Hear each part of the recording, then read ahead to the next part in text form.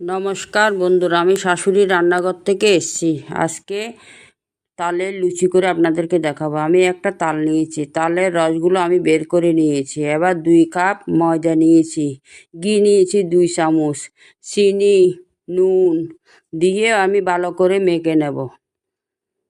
এবার তালের রসগুলো আমি দিয়ে আবার মেখে নেব।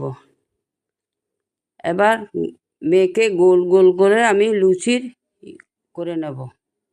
আমার লুচি করা হয়ে গেছে। এবার সাদা তেলের মধ্যে আমি ভেজে নিচ্ছি। দেখেন কি সুন্দর সুন্দর ফুলকো ফুলকো লুচি হয়ে যাচ্ছে।